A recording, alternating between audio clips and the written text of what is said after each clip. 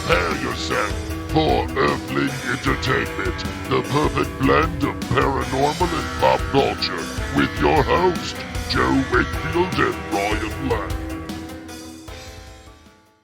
Happy New Year, and welcome to another episode of Earthling Entertainment with Joe Wakefield and Ryan Lang. Hey, I'm your host who survived 2024, Joe Wakefield. I'm hanging in there myself, too. I'm Ryan Lang. That's right. Well, and I guess we should say that it is New Year's Eve at the point of this recording, so technically it's 2025 tomorrow. So we could still die in 2024. That's right. Yeah. We'll see. So you There's might a be chance. a meteor might hit the house. You don't know. So, guys, if you are a fan of the show and you've listened to the show before, welcome back. Thanks for being here. But if you are a new listener, hey, you couldn't have picked a better time. And you might be asking yourself, what is this show all about? Well, we're going to tell you. What we do here is a little bit of the spooky, a little bit of the creepy. Yep. Sometimes it's cryptozoology. Other times it's a haunting or a legend or a myth, but it's always creepy.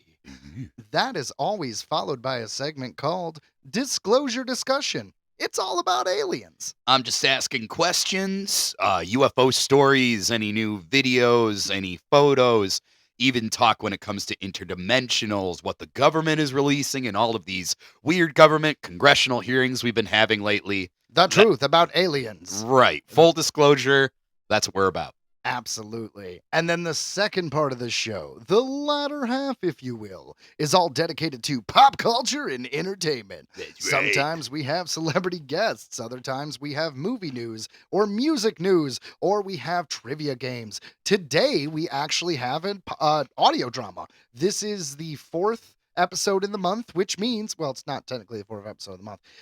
It's the last episode of the month, which means it is going to be a Tattered Tales episode.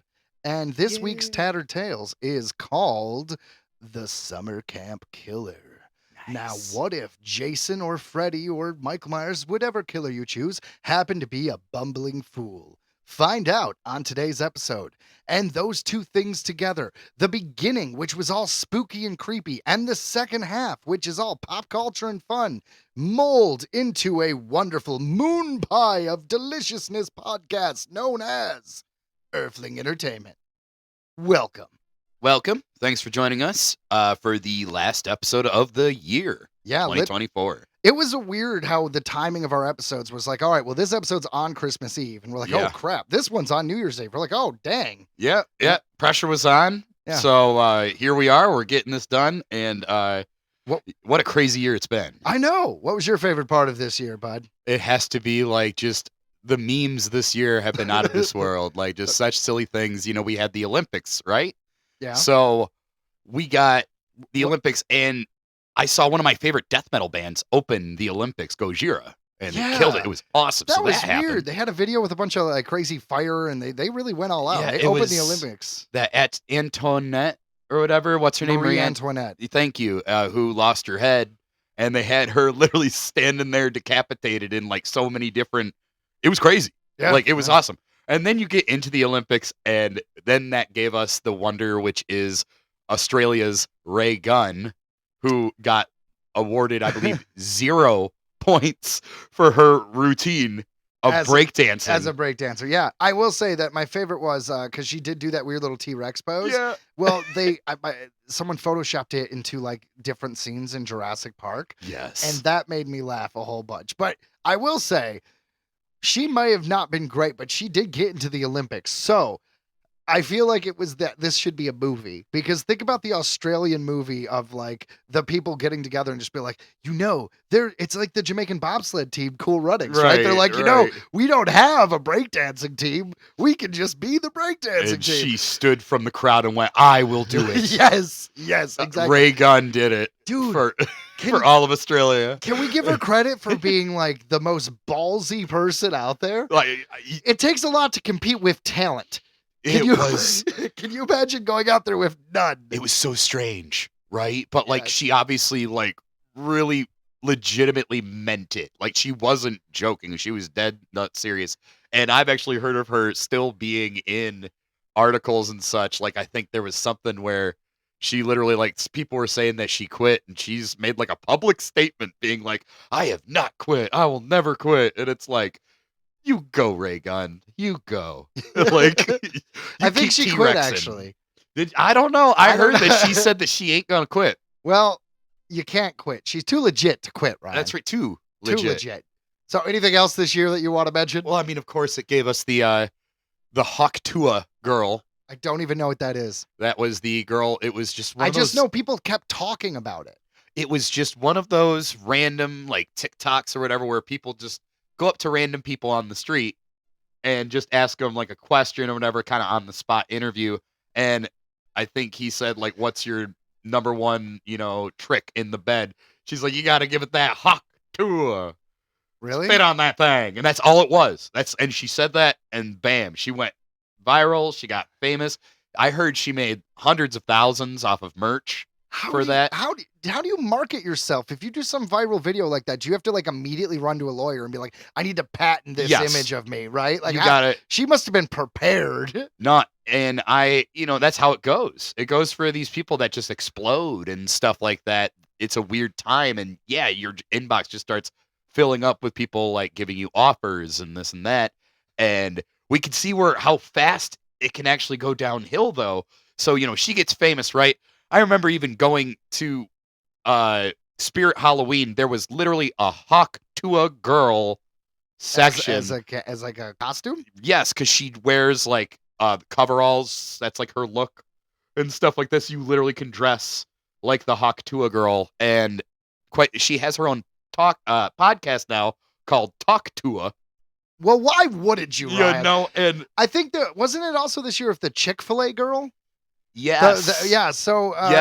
Another meme or whatever where it was the girl just giving really the sauce. Yeah, she was like, you don't want that sauce, and gave like a really odd look on her face and just kept making like the weird faces into the camera. And I actually know the backstory to that a little bit. Well, it was her sister who took that video. So she was obviously making faces at her sister. So it wasn't like she was just doing this to some stranger. It was her sister who took the video. She still got fired. And then she got uploaded, and I mean, well, now she's famous. Well, yeah. Well, I remember there was a video of her basically doing another video trying to mimic it, right? And that was people got mad at her, and they're like, "Oh, you're just trying to like jump off your 10 minutes of fame or whatever." And she had a great response, and I agree with her. She was like, "Yeah, why wouldn't I? Yeah, like I right? just got famous overnight, and why wouldn't I try to make some money or do something off of this?" And I was like, "Yeah, good for you. You don't have to lie." And you gotta be careful, because we were just talking about the Hawk Tua girl. She got involved with this weird cryptocurrency. I kid you not.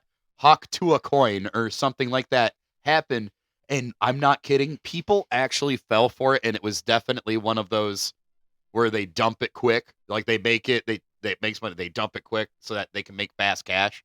And I think it's just because she got involved with these people, like we were saying, that once you get famous, you start getting bombarded with all these people like, ooh, I have a great idea, blah blah. You should do this, and we should collab. And I think that's what happened with her.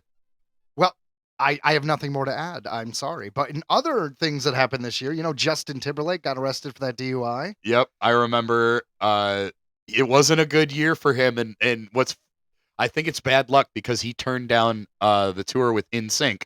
Oh, yeah? Is what happened, I think. Or is it Backstreet Boys? I don't know. I get him mixed up. He's NSYNC. Okay. Or was NSYNC, And I remember he was, it was probably like a decent offer to do a tour. And NSYNC would sell the F out.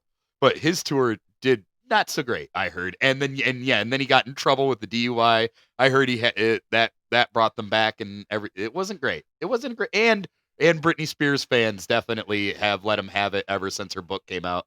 Was that this year or last year? I don't know. Her book came out, yeah. Well, the thing is of Justin Timberlake is because my most experience with him lately has been the Trolls movie, because my kid loves it. Yeah. So someone took images and like clips from the Trolls movies and like got what he said on record after being arrested and made it branch saying these things, and it was awesome. it was the most hilarious thing I've ever seen in my life, and I'm sure you could find it if you went online. Yeah, you can't be doing #1 kids films and be getting yourself in trouble like that. That's a no-go. I mean, he was bringing sexy back for a while. That's Yeah, right. yeah. That's right. He was.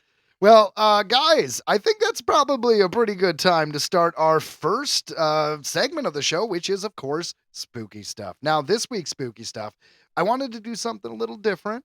So I was talking to Ryan, and after spitballing, we came up with, well, we never really did a plant cryptid before. And like, crazy cryptid plants, I'm on board. That's what we're doing on this week's Spooky Stuff. Yateveo is a cryptobotanical carnivorous plant with supposed origins in South America and Africa. The Yateveo is said to be a carnivorous plant that grows in parts of Central and South America with cousins in Africa and on the shores of the Indian Ocean. Also Madagascar. There are many different descriptions of the plant, but most reports say it has a short, thick trunk and long tendril-like appendages, which are used to catch prey. Some even claim it has an eye to locate its prey with. The natives feared it as it had bad omens and was thought to be the work of evil witch doctor magic. You know, I kind of imagine it as like an upside down, like imagine a squid, right? Now, turn it upside down and like jab it into the ground. That's kind of what I imagine it is, like a tentacle tree. Yeah? Yeah. Yeah, a tentacle tree would be horrifying. It would be. So in 1881, intrepid explorer Carl Litch told the tale of a terrible tree, the Yateveo, that would feast upon the Madeco tribe of Madagascar. The German gave a gruesome account of his encounter as the plant slobbered on a filly. Slender, delicate palpi, with the fury of starved serpents, quivered a moment over her head. Then, as if instinct, with demoniac intelligence, fastened upon her in sudden coils, round and round her neck and arms. Then, while her awful screams and yet more awful laughter rose wildly, to be instantly strangled down again into a gurgling moan. The tendrils, one after another, like great green serpents with brutal energy and infernal rapidity, rose, retracted themselves, and wrapped her about in fold after tightening with cruel swiftness and savage tenacity of anacondas fastening upon their prey. Jesus Christ. That sounds just awful. You know what got me was when it was like, it just eventually turns into the screaming, turns into a gargling moan. And it was like laughter. It said like laughter. Ooh, that's horrifying. That is a haunting thing that'll never get out of my head. So thanks for that. Right. The man-eating tree was first described to English-speaking audiences by James William Buell in his 1887 book, Sea and Land, an illustrated history of the wonderful and curious things of nature existing before and since the deluge. The details of which he credits in particular to Antonio Jose Marquez, a Colombian doctor from Barranquilla. Here is an excerpt from his book, A Man-Eating Plant. Travelers have told us of a plant which they assert grows in Central Africa and also South America that is not contented with the myriad of large insects which it catches and consumes, but its voracity extends to making even humans its prey. Nom, nom, nom, nom, nom, humans. This marvelous vegetable minotaur is represented as having a short, thick trunk from the top of which radiate giant spines, narrow and flexible, but of extraordinary tenaciousness, the edges of which are armed with barbs or dagger-like teeth. Instead of growing upright or at an inclined angle from the trunk, these spines lay their outer ends upon the ground, and so gracefully they are distributed that the trunk resembles an easy couch with green drapery around it. You know what that reminds me of is in Alien, like Ridley Scott's Alien, the xenomorphs. Yeah. Well, their egg chambers are situated where there's a bunch of eggs, but connected to them are these kind of like tendrils that like crawl all over the room. And those are heat sensitive and vibrating sensitive. And that's kind of what this reminds me of. That does make sense. Yeah, that's perfect. The unfortunate traveler, ignorant of the monstrous creation which lies in his way, and curious to examine the strange plant or to rest himself upon its inviting stalk, approaches without a suspicion of his certain doom. Bum, bum, bum. The moment his feet are set within the circle of the horrid spines, they rise up like gigantic serpents and entwine themselves around him until he is drawn upon the stump, when they speedily drive their daggers into his body and thus complete the massacre. The body is crushed until every drop of blood is squeezed out of it and becomes absorbed by the gore-loving plant, when the dry carcass is thrown out and the horrid trap set again. See, that makes a really cool image because if you think about it, that means there's crushed human bones littered around like the whole area where this tree is. You Yeah. imagine. That is a really creepy image. I was reading a Hellboy novel. Yeah, because they made a bunch of novels too. And if you don't know, Hellboy is a character. They made movies, you should know. But they have this novel called Emerald Hell, and he's in the swamps, and there is a carnivorous plant. And this one, those tendrils actually had kind of like a lure at the end, kind of like an angler fish, Yeah. except the lure was hot naked women. And it would dilute, it would like, attract these local fishermen from the bayou, and they'd come and be ensnared, and then they would basically drink their blood, like kind of like they're talking about here. But it seemed just like a really cool creature. I think it was probably, it had to have been based on this because I never heard of that until I read the book. So this makes a lot of sense. Do you remember the movie The Ruins? I do remember The Ruins. Where the plant mimicked a cell phone ring. Like the flower was able to mimic what a cell phone, and it led them into the ruins. And once you're touched by the plant, it's over. You're like infested with it. Yeah, that was a creepy movie. That was based on a book. I never read the book, but the movie was really good. It was good. And all the locals like kept them up on it because they wouldn't let them leave because they knew that they were. It would spread. Yeah. They're like, look, no. Sorry, you guys are contaminated, and now you're in quarantine. Yes. Until unfortunately you get planted. I don't think anyone lived from that movie. I just remember that one scene where she's just like cutting them all out. Like they all went to sleep and they wake up and she's like been cutting all of it out of her, all these vines that she kept seeing like under her skin. And everybody just like looks at her in horror and she's like, I think I got them all. And then you just see one thing just slither across underneath her eyeball. Like, Yeah. like, Oh. We got to rewatch that movie. it's a good one. A gentleman of my acquaintance who, for a long time, resided in Central America, affirms the existence of such a plant as I have here briefly described, except that instead of the filaments or spines resting on the ground, he says they move themselves constantly in the air. Like so many huge serpents in an angry discussion, occasionally darting from side to side, as if striking at an imaginary foe. When their prey comes within reach of these spines, they reach out with wonderful sagacity, if I may be allowed to apply the expression to a vegetable creature, and grasp it in an unyielding embrace, from whence it issues only when all of the substance of the body is yielded up. Hmm. In its action of exerting pressure upon its prey, this dreadful plant resembles the instrument used in the Dark Ages for inflicting a torturous death. It was made of two long iron cylinders, on the inside of which were sharp projecting spikes. The victim was placed inside, and the two cylinders then brought forcibly together, thus driving 100 or more of the pointed spikes into all parts of his body and producing a frightful death. Generally, this inquisitorial instrument was made, somewhat crudely, to represent a woman. Hence, the name applied to it was the Maiden, by which it is still known. Iron Maiden! Run to the hills.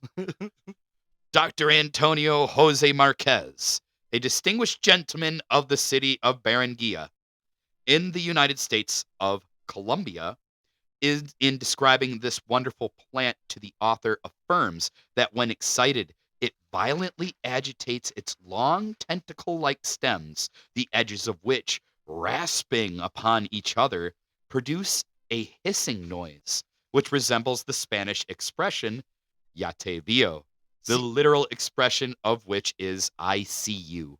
see, that's creepy as hell because that's like the cell phone you were talking about Yep. from the movie, like the Yep. mimicking of sound. Ooh. So it's like whispering at you. I got enough things to be freaked out about to not be afraid of fucking plants now. The plant is therefore known in South America by the name Yateveo. Yeah. He further asserts that so poisonous are the stems that if the flesh of any animal be punctured by the sharp barbs, a rapidly eating ulcer immediately forms, Oh God. for which there is no known antidote, and death speedily ensues. Can you imagine just getting scratched by a plant and then you get this little infection and then suddenly it just keeps rotting? It's like Yeah. gangrene. It's just flesh eating. Oh no. Oh. And we think we What's got worse? poison ivy bad, you know? Yeah, well, what's worse, getting eaten by a plant, getting crushed and have all your blood sucked out like a weird meat sponge, That's pretty bad. or getting scratched and having your body slowly rot away? That's pretty bad too. Yeah. I guess I'll take the dying without being eaten by a plant. Oh, I don't guess I'll know, take man. that. They're both bad. Maybe just don't tell me and just we'll see what happens. Feed me, Seymour. It is a singular thing, and much to be deplored, if such a voracious plant exists, that we can find no description of it in the most elaborate works on botany. And yet hundreds of responsible travelers declare they have frequently seen it, and not only watched it when in a normal condition, but one African explorer declares he once witnessed the destruction of a native who was accidentally caught by one. That's a creepy sight. That'd probably give you nightmares forever. It has also been asserted that in the country of Africa, criminals and those convicted of practicing witchcraft are sometimes fed alive to this man-eating plant. Yeah, no, that actually tracks. I mean, what else are you gonna do with your, witchcraft peoples and your criminals? Give them to the plant. Give them to the plant. Give 'em to that's awful. It kind of reminds me of this the Sarlacc pit, right? Because there was tentacles coming out of that thing. Yeah. And that's what Jabba the Hutt was going to throw in his enemies in there. So it's kind of the same Yeah. thing. Yep. Oh. The mighty Sarlacc. See, you can connect anything of Star Wars if you try hard enough. It doesn't. You don't have to try even that hard, you know. So in pop culture, the monster appears most recently in the Resident Evil game franchise. Yateveo is a creature present in Resident Evil Resistance. It is Alex Wesker's bioweapon. Regardless if the cryptid is a reality or a work of fiction, I think we could all agree that we don't want to come across this monster while hiking in the woods. Be careful out there, Earthlings. Be careful. Be careful. I don't know. I don't think I want to be eaten alive. If I could just not, if I can go my whole life without having being eaten alive, I'll call it a win. But what would be worse, an animal or a plant? Because like a bear or something, these carnivores, they kill you to eat you. Most of the time animals aren't cruelly keeping you alive. I mean, there are some animals that do, but most of the time they bite you in the neck or something. They're trying to kill you. But this plant seems like it would be a long, torturous thing. Yeah. Definitely like without any mercy, right? It's just trying to live, and you're its food. Yeah. And- Okay, Ryan, if you had to be eaten by something, what would it be? Has to be real, though. I'm going to be eaten by something. A brain amoeba. Because by the time it's going, I won't even know. I'll be gone. I feel like that's a cheat. I feel like that's a cheat. I don't know if I accept that. I don't know. I was thinking about it, right? And it's like, you don't want something smaller than you because then it's going to like take bites out of you and you'll be slowly devoured. And that would suck. But you don't want something that much bigger than you either, because can you imagine being suffocating inside like the stomach of a giant whale or a snake or something? That sounds awful too. Yeah, no thanks to that. No thanks to a shark, because that's just horrifying. I guess there's really no great answer to There this one, isn't Joe. a great answer. How However, about a cow? okay, you pick cow Okay. just mercilessly just gnawed upon by a by a cow. cow Awesome. for all eternity. I guess I will pick lion. I know Yeah. it's I know it's an easy one, but I feel like a lion would kill me pretty quickly. Yeah. Yeah, Yeah, they right? crush your skull, I think, right? I mean, I don't want to get, Because at first I was going to make a joke and I was going to be like, oh, like a ferret. Ha ha ha. And then I thought this was like some weird Final Destination movie or we don't know, but someone in the house opened up a magic genie lamp and that's actually the way I go out. And I don't want to take that risk, Ryan. So I'm going to say lion. It's just like the ferret is just slowly consuming you and you're paralyzed or something because that's just part of the genie wish. So it's just like, my God, it's gotten past my big toe. Oh, no. Like it's going for the rest. It's like, why is it starting at that end? Ah. But you pick cow. Right? And Cow now, is interesting. now I've just got a cow just slowly, just like the way they just kind of grind their teeth. They're just slowly grinding at you. And it's just like, oh, God. Man, that does sound bad. But sometimes cows get their comeuppance. That's right. Yeah. Which actually brings us to Disclosure discussion. Ha ha ha ha. It's about aliens and stuff. Cattle mutilation case reported in Oregon. This comes to us from coasttocoastam.com. Authorities in Oregon are investigating a curious case of a slain bull that bears the hallmarks of a classic cattle mutilation event. classic. The unnerving killing, which occurred in late November at a ranch in the state's Grant County, came to light last week when the animal's owner spoke at a local media outlet about the weird incident.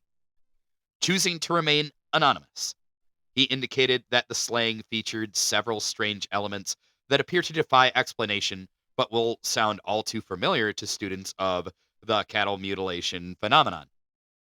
They're calling us students now. Yes.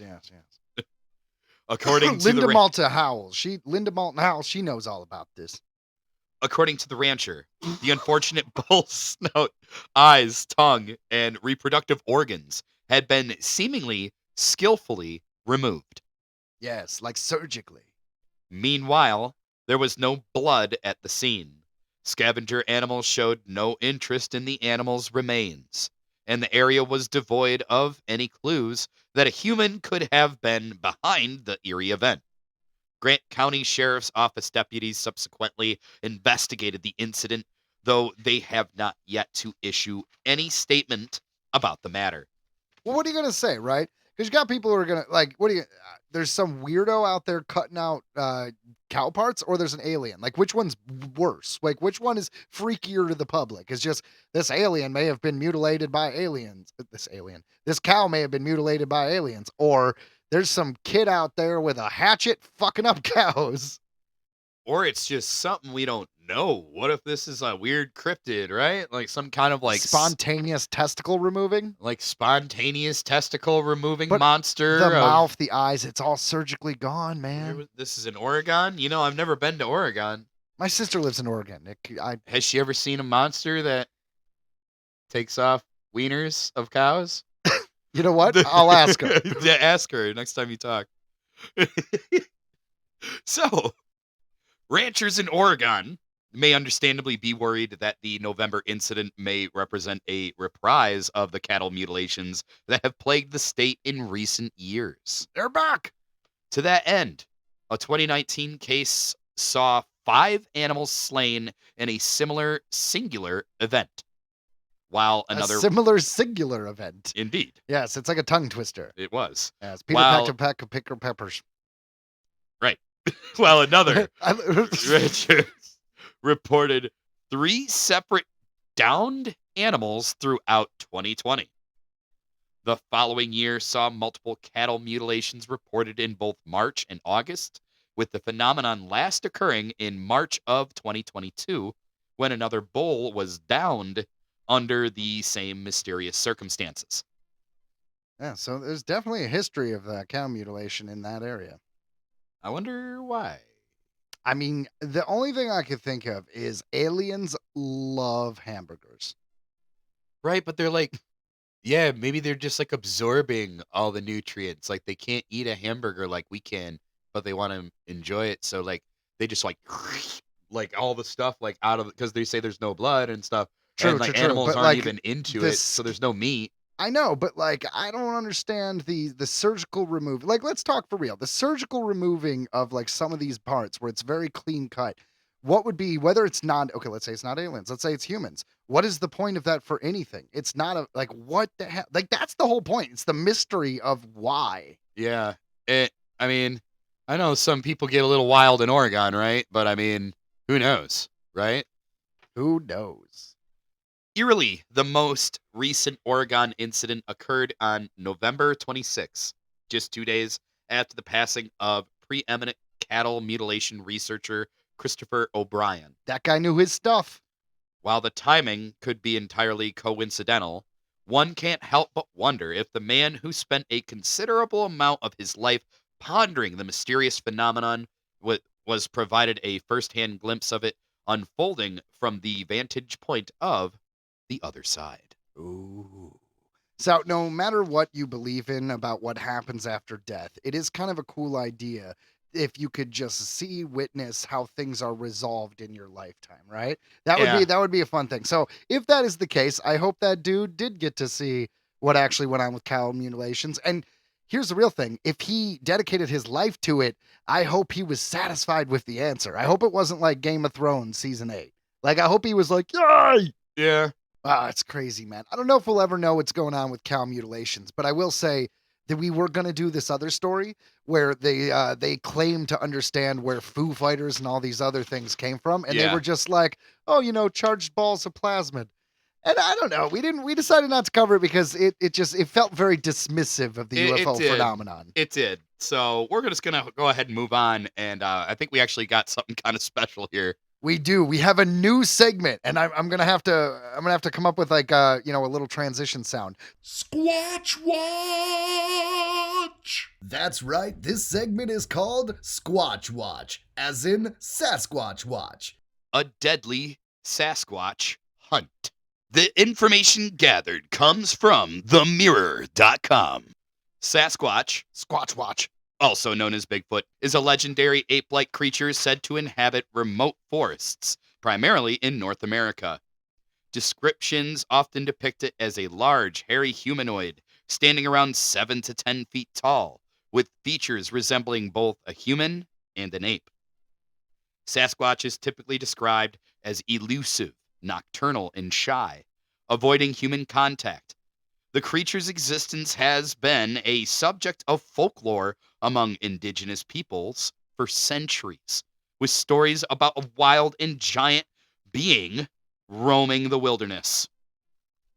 Over the years, numerous purported sightings, footprints, and blurry photographs have fueled public interest in Sasquatch, despite a lack of conclusive scientific evidence. Skeptics argue that most reports are hoaxes, misidentifications of known animals, or a result of folklore and human imagination. Sasquatch remains an enduring figure in pop culture, symbolizing the mystery and the unexplored nature of the wilderness, a mystery that some real world adventurers have found deadly. Dun dun dun. But it's true because let's be honest, Bigfoot is pretty much the symbol of anybody who does cryptid research. It's always like Bigfoot might as well be on the flag. Yeah, it's ours. It's North American. It's very much one of it's the thing. And It's Bigfoot besides Loch Ness Monster, I'd say the most well known. and honestly, it feels like he's had a huge resurgence. I see Bigfoot stickers everywhere. Like everyone's got them on their cars now and stuff. I don't get it. There's like a huge Bigfoot resurgence going on right now. There could be a huge resurgence. I wouldn't know because I've always been into Bigfoot, so I've always been immersed into the weird folklore. Do you remember that Geico had the Bigfoot commercials a while back? Yep. They almost made that into a TV show. They actually made a full pilot and they shot it and they made a full on episode and it wasn't picked Oh, that up. was the caveman. The caveman. It wasn't Bigfoot. Why in my head was it Bigfoot was the beef jerky. Beef jerkies. Yes, that That's was where he right. got pissed off and beat people up. Yep. Don't mess with the Squatch. Oh my God. I'm embarrassed that I screwed up that pop culture It took me reference. a sec, but no, you were right. But that being said, my favorite piece of Bigfoot pop culture is Harry and the Hendersons. Yes, I remember Harry and the Henderson, the trailer quite well, because I want to say it was like one of the opening trailers back when VHSs had trailers on them before you'd watch. I want to say one of them was for that, and I think it was for like Honey, I Shrunk the Kids or something like that. Makes sense. You know, they also had a Harry and the Hendersons television show. I did not actually. I thought it was just a movie. No, yeah, and had a few seasons. Ryan, would it surprise you if I told you I have the Harry and the Hendersons novelization hardcover? It surprised me if you didn't have it, Joe. Thank you. All right, continue. So, Oh, I'm sorry. This went deadly. back to the Squatch Watch. Squatch Watch. 2 Oregon men have been found dead in a Washington state forest after they failed to return from a Sasquatch hunting trip. The unfortunate duo, aged 59 and 37, appear to have died from exposure, according to a Facebook post by the Skamania County Sheriff's Office. The harsh weather conditions and the men's lack of preparedness led the office to this conclusion. Sasquatch was the object of their search. Bodies of the 2 men were discovered in a densely wooded area of the Gifford Pincott, forgive me if I got that wrong, National Forest, located approximately 150 miles northeast of Portland. A family member reported them missing around 1 a.m. on Christmas Day. Yeah, because they should be showing up on if you're going to show up on Christmas, right? Yeah. Maybe they're Otherwise, something's wrong. When they did not return for their Christmas Eve from their Christmas Eve expedition. So they left out on Christmas Eve, and that was it. 1 a.m. Christmas Day. Oh my God! No wonder they died. Did they? Not, I'm not trying to just be a jerk, but doesn't that sound like something you do when you're drunk? Yeah. It's Christmas Eve, and you're just like, you know what? Fuck it. Let's go find Sasquatch. We're gonna go find Sasquatch. We're gonna go find Sasquatch right now. That's right. I'm gonna do it. It reminds me of this time I was in my early 20s, and me and my buddy were trying to get White Castle. Do you remember the fast food place? Oh yeah. Yeah. Well, anyways, if our credit card wouldn't work, and we tried it at a White Castle, and it didn't work, so we went to another drive-through, and then the credit card machine still didn't work, and it wasn't our credit card. We bought something in between. Long story short, we said if it doesn't work a third time, we are driving to Chicago. And it didn't. And lo and behold, we drove into Chicago and woke up like barely remembering that we got there. That was a bold decision to make. Like, yes, we were very dumb and very young. But the point is, that's what this reminds me of, right? Like, we're like, let's go find the Sasquatch. yeah, yep. It sounds like one of those nights. The 3-day search involved 60 volunteer search and rescue personnel, including canine, drone, and ground teams. The Coast Guard also participated using infrared technology to search from the air. Authorities managed to locate the vehicle used by the pair off Oklahoma Road near Willard, which is on the southern border of the National Forest, through camera recordings. The Skamania County Sheriff's Office extends our deepest sympathies and condolences to the families of the loved ones lost in this tragic incident, a spokesperson said. So let's all face it, they were killed by Sasquatch and they're covering it up. Well, see, that's what I was going to say is if you can get the rights to their story, man, this feels like a great opportunity to make a fun movie. Right. Now, obviously, you'd make a movie based on them and not be because you got to respect the family. I wasn't trying to be a jerk, but like the idea of just like, let's go out and find Sasquatch. And it turns out to be this whole thing. I like it. It reminds me of, do you remember Strange Wilderness? Yep. Do you guys remember like how it made that menacing roar at us? Like, like no, actually, it kind of sounded more like, questioning. Like, yeah, it was confused. Like, huh? Like, what's going on? Like, Great movie. If you want it, okay. So this movie flopped, and it has like almost 0%, I think, on Rotten Tomatoes. So no one likes this. It's movie. Such a good movie. But me and Ryan like this movie. It's It so is good. a very dumb comedy made by Happy Madison called Strange Wilderness, where a bunch of his friends, Adam Sandler always as his friends, and they go off to find Sasquatch. They're a team of. Yeah, what is it? Like a cameraman because for an animal hunting show. Basically, his dad was like David Attenborough. And Yeah. like he was like, The main character of the film. Yeah. right. So he was a total loser compared to his father, but he was trying to do nature documentaries. And I just like, obviously everybody like the shark one was the best, right? Like the shark scene where he's just like menacing and terrifying. The shark has been menacing and terrifying for over a decade. Sharks can be found in 2 places on Earth, the northern and southern hemispheres. Yeah, the things Like- that they were saying in these nature show clips was amazing. Because I remember, like, bears eat over 1 billion salmon a year, but attacks of salmon fighting bears are way less. Yes. He's like, sharks eat these seal guys, but apparently not enough. There's a ton of them. Look at all these seals. Like, it's just dumb. Like, it's just so dumb, but it's so funny. You know what's funny is that we turned this Squatch Watch about 2 people who unfortunately died in the woods into an endorsement for a Happy Madison film. Well done, Ryan. That is what our show is all about. I honestly forgot it was Happy Madison. I just knew Strange Wilderness was with the funny guy from, wasn't he? I always say his name wrong. McGruber. MacGruber? It's not him. McGruber. It's not him. No, It's it's not him. always No, reminds me of his him. last name's Zahn. It's not. Last name's David Zahn, John Zahn. I forget his name. I don't know why I get those 2 mixed up. That's Well, funny. They're completely different people. Well, obviously, but I don't know why I get them mixed up. I don't know, Ryan. That's weird. That's Yeah. weird. You know what That else is is weird? What? Real world weird. The Great Cheese Robbery. This comes to us from NBCNews.com. In the end, it may have just been too much cheddar to make a clean getaway. Oh! A 63-year-old man has been arrested after more than 24 tons of artisanal cheese from one of Britain's most famous dairy companies was stolen, authorities say. That's right. The man was detained on suspicion of fraud by false representation and handing stolen goods. He was taken to a South London police station where he was questioned and has since been released on bail. Pending further inquiries, a spokesperson for the Metropolitan Police said. The cheese, worth over $390,000, was taken from London cheese specialist Neil's Yard Dairy on October 21st, the company said on Instagram. Yeah, and you know what? You think, why would you steal cheese? And the answer is because it was worth so much money. So it says, update on 30th October. Yeah, this is the Instagram post. We learned that the Metropolitan Police made an arrest in connection with the theft.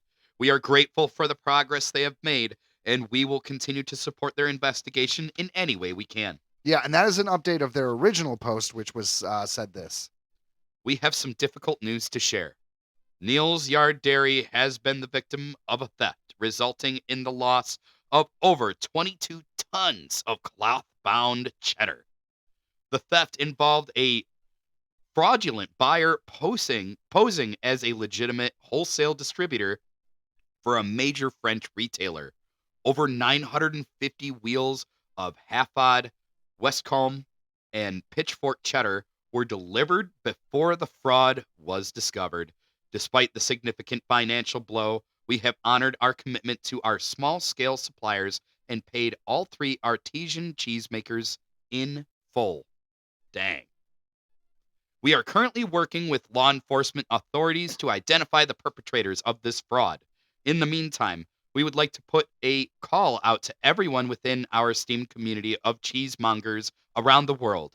If anyone is offered or receives cheeses they believe may have been associated with this theft, particularly cloth-bound cheddars in a 10 kilogram or 24 kilogram format with the tags detached, please contact info@neilsyarddairy.co.uk.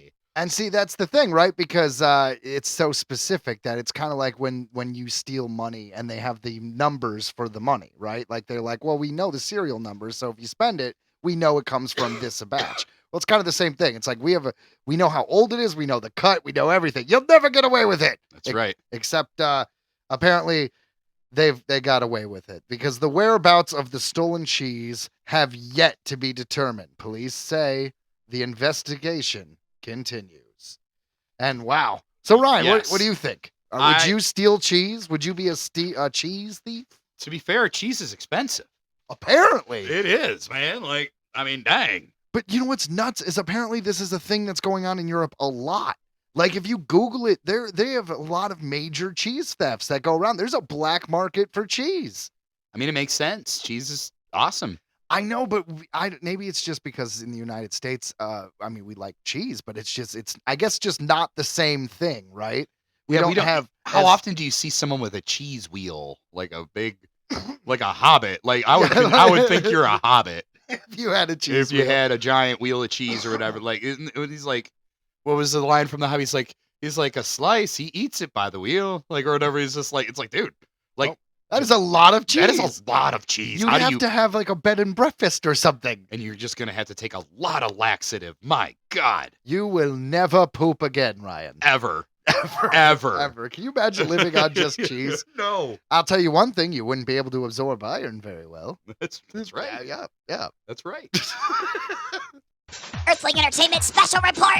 Christopher Nolan's new film is officially an adaptation of The Odyssey. Whoa. The Batman 2 has been delayed another year. Now it's going to come out October 2027. I demand justice.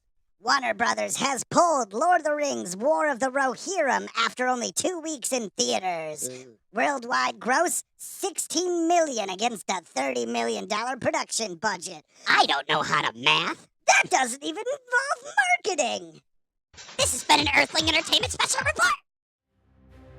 Calling all comic fans, it's time to feed your brain at Green Brain Comics, where the freshest new issues, graphic novels, and manga hit the shelves every week. Whether you're looking for the hottest new series or the latest small press sensation, we've got it all. Every genre for every age, Green Brain Comics is your one-stop shop for all things graphic storytelling. Got questions? Our friendly staff knows their stuff. Whether you're a longtime fan or new to the world of comics, we've got recommendations that'll keep you coming back for more. And don't forget to check out our special events. Green Brain Comics is not just a store, it's a community. Located in East Downtown Dearborn, we are at Green Brain Comics on Facebook, Instagram, and YouTube. Shop online at greenbraincomics.com and remember to feed your brain at Green Brain Comics.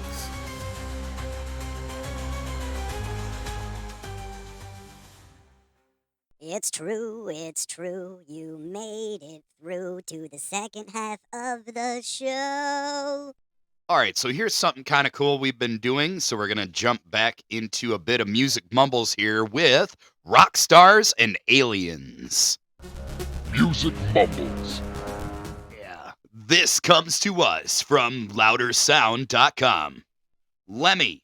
Well, before his stints with Hawkwind and as a roadie for Jimi Hendrix, Motorhead frontman Lemmy Kilmister had a close encounter of the cosmic kind. In 1966, while playing with the Rockin' Vickers, Lemmy claimed to have witnessed a UFO, recounting to Inked. It abruptly emerged, halted mid-sky, then darted from 0 to breakneck speed, a phenomenon far beyond even today's aviation capabilities. A truly eye-opening revelation for young Lemmy. I love the way he talked. You talked at his third person. Yeah. I just think it's funny. Lemmy's the man. He is. So you think he saw a UFO? What do you think? Yeah, I believe Lemmy. Why would he lie? He seems like he seemed like a kind of a non-bullshit kind of guy. Not gonna lie, yeah. Yeah, fair enough. Who's next? Robbie Williams. Following the lukewarm reception of his 2006 album Rude Box, the former Take That frontman embarked on a 3-year hiatus, much of which he dedicated to UFO hunting. In a 2008 interview with singer Joss Stone, Williams recounted an uncanny encounter with a golden orb while playing his song Arizona. I stood on the balcony, and there was this big ball of gold light that turned up, he said.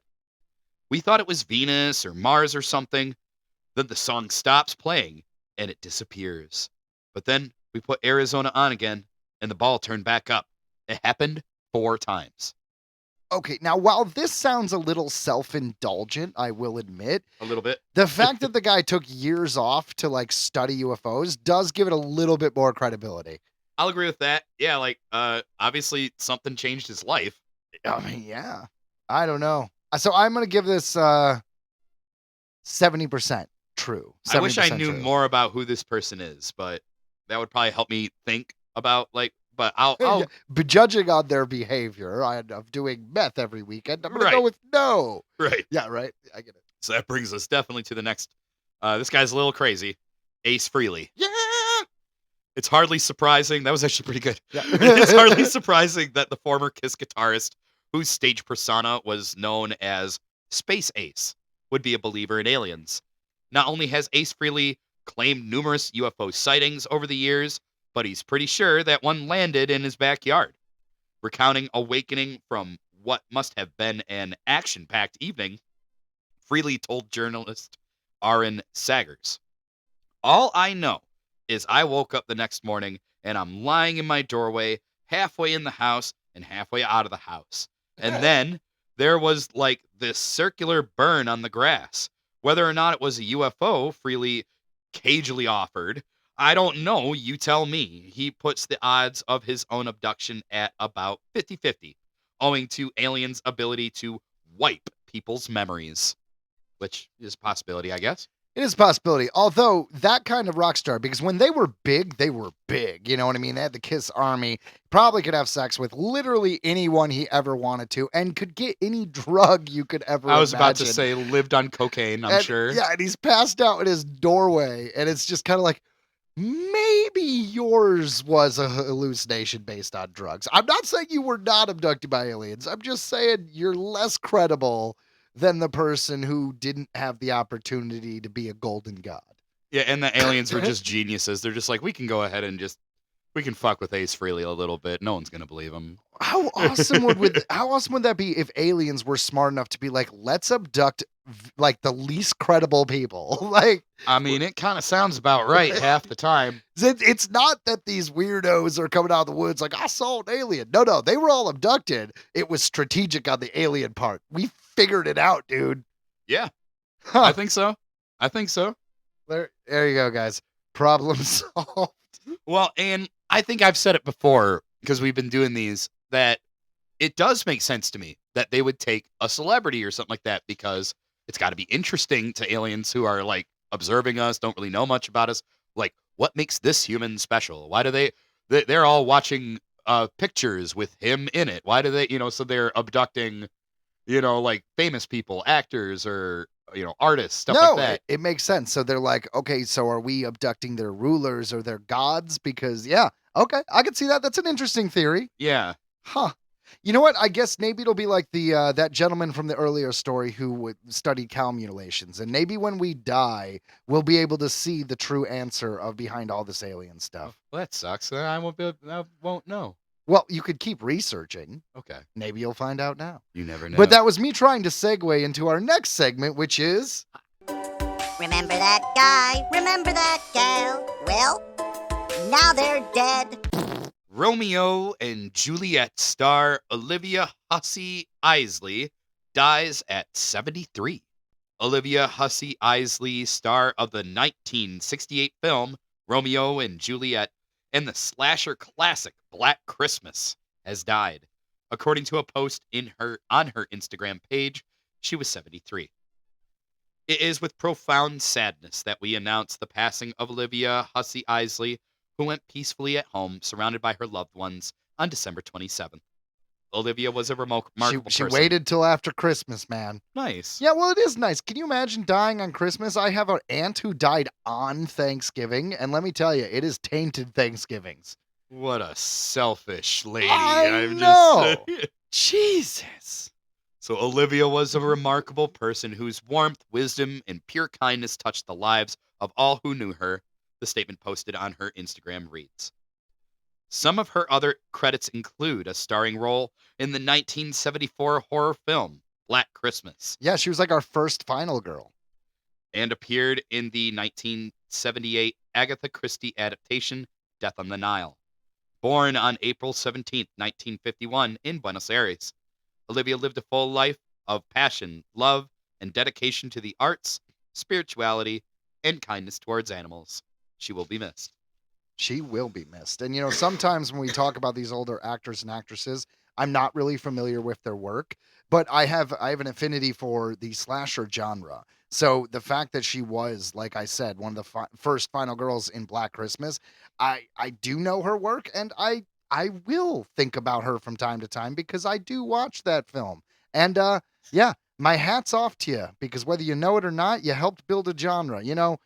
Everyone says Halloween was the first slasher film, and it was, but I just say Black Christmas was pretty early on a good influence to the genre. And obviously, she was good at creepy stuff. She did Agatha Christie, because I know that's like another old Yeah, Agatha, that was it was part of the it was the second one to Death on the Orient Express. It's a mystery. Yes, Agatha Christie does mystery novels. Right. Okay. And I don't know She's why a detective. I'm reminded of the old bit, like the old joke from House of Thousand Corpses, where Tiny pours himself a bowl of Agatha Crispies.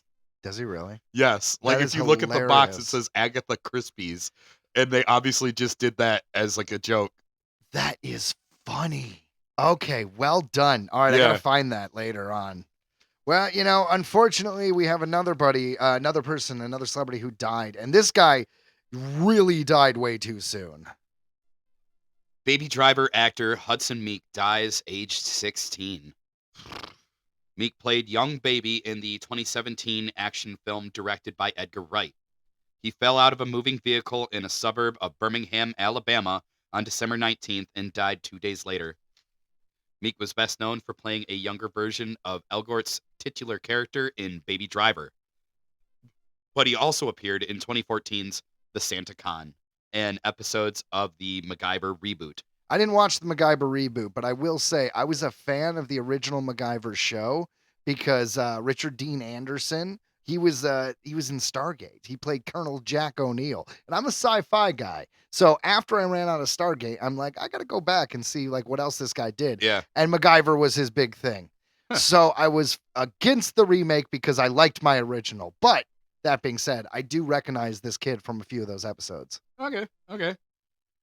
Meek provided the voice for young Yasuo in a 2020 cinematic for Riot Games League of Legends and appeared in a number of adverts. An obituary revealed that some of the movies and TV shows Meek worked on will be released in 2025. He absolutely loved spending time on set and having the chance to learn the names and stories of every member of the cast and crew, the obituary reads. In a Facebook post, his mother, Lanny Wells Meek, said his 16 years on this earth were far too short, but he accomplished so much, and significantly impacted everyone he met. A celebration of life service will be live streamed Saturday, December 28th at 11:30 a.m. Central Time. Rest in peace. Well, it's while it sounds weird to live stream a funeral, I get it because he was a celebrity. He did have some fans. I'm sure there was a lot of fans around his age that like were goo-goo eyes for him. Because I don't know if you look at the picture, he's a good-looking kid, man. He could have been the next Brad Pitt. Right. It's and really sad. I like they call it the celebration of life service. Like, Rather than a funeral. Right. So I think it's more of a, good stories, happy memories kind of thing, Well, I mean, it's gotta be. It's just weird to think about someone who, I mean, that kid, if you double that kid's age, we're older than him by like 6 years. Well, Yeah. 6 years for me, about 5 years. The point is, like, that's just an intense way to think about it. I was gonna say, yeah, with him being you double his age. I'm already past him. The dude, It's weird. Way too young. And you know what sucks is it says here that he fell out of a moving vehicle without any other updates. Now, I'm not trying to spread a rumor. I don't know what happened. But to me, that sounds like, you're dicking around with your friends, right?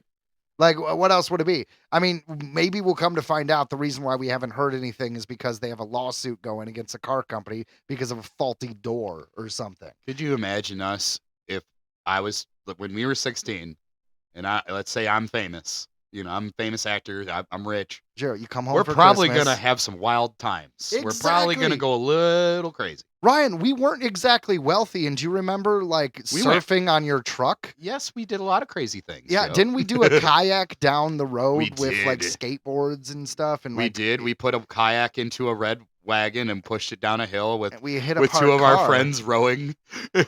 We were standing in the back of your truck bed trying to like keep our balance. I remember all that stuff. Or the time you jumped off of the roof of my parents' garage into a Dixie cup full of water while we all shot at you with paintball guns on the way down.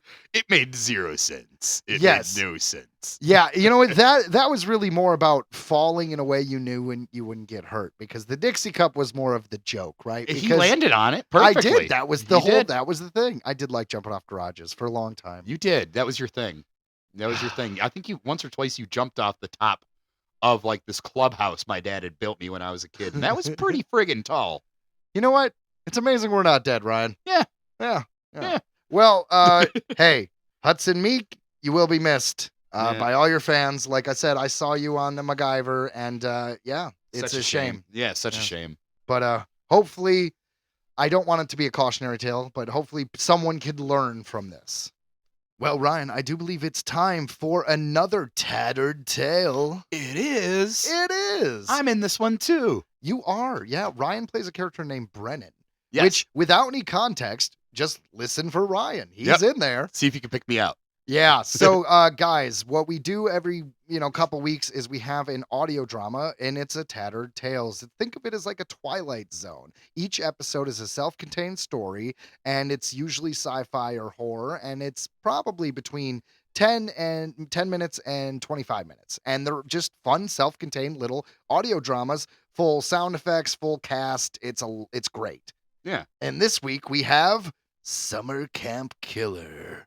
And then after that, we just got headlines and we'll get out of here. So, are you ready? Enjoy this New Year's Eve treat. Summer Camp Killer. Hi, kids. Welcome to Camp Springwood. Who's ready for the best summer ever? All right. Tonight's the night. Tonight, I will become a legend. Someday soon, when anyone hears the name Arnold, a little shiver will run up their spine. Perfect. I'm just gonna keep my name. No need to change it. Jason is a normal name. Freddy is a normal name. Michael is a normal name. So why not Arnold? The nearest cabin to where Arnold is currently hiding in the bushes is Cabin B, one of the older girls' bunk at Camp Springwood. It's 9 o'clock. Teenagers all around the camp are getting ready for bed. Arnold continues to watch as two girls, Pam and Tiffany, leave from the shower room and head towards Cabin B. That's right! I'm Arnold Peabody, the Summer Camp Killer! Tiffany and Pam simultaneously shoot a glance in the direction where Arnold is hiding. Did you hear that? What is it? I thought I heard something coming from over there, in the bushes. Jesus, Tiffany, did Jacob's campfire stories get to you? What, are you 13? Shut up. Tiffany and Pam head into the cabin while Arnold watches.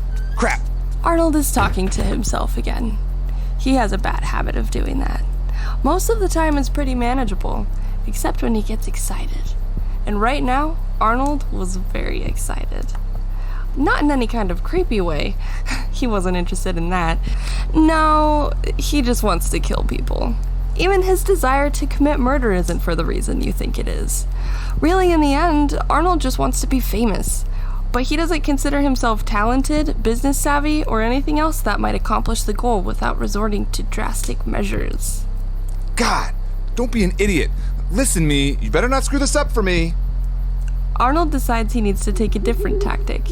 After all, he wants to cover all of the horror movie tropes, which means he should probably save the girls' cabin for the end. Every last battle is a fight with the final girl. Honestly, Arnold doesn't even care if he wins. In fact, he would rather be killed in a spectacular fashion.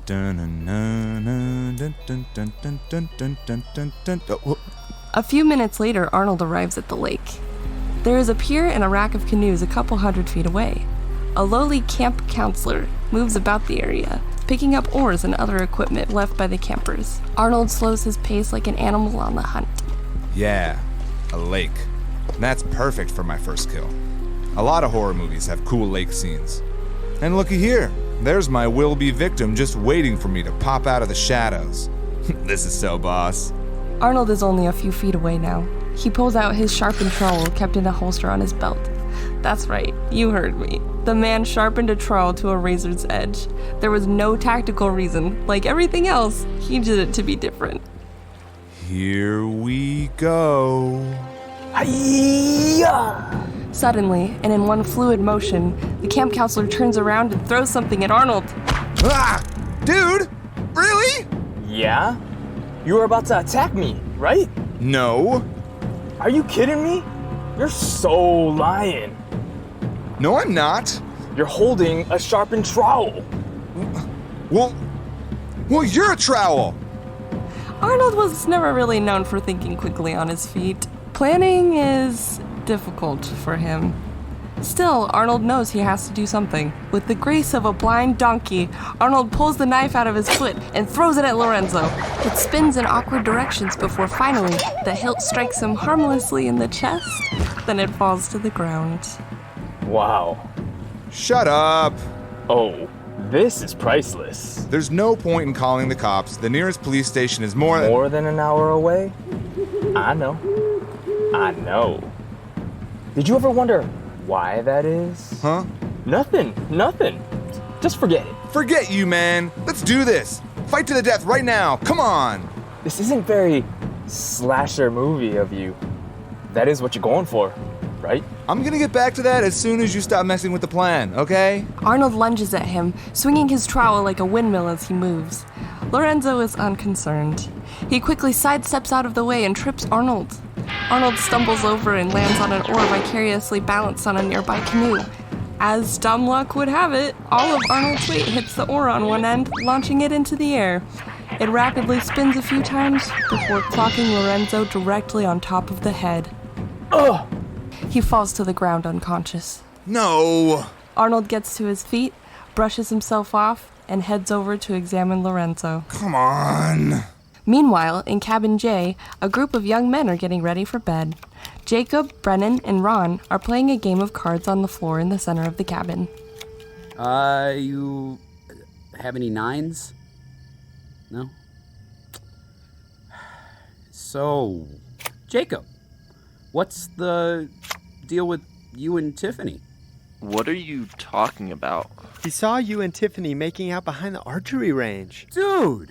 What? I don't have time for your stupid games. Just tell him what you want already and save us all the bamble. What is it? Brennan gives Ron a dirty look before answering Jacob.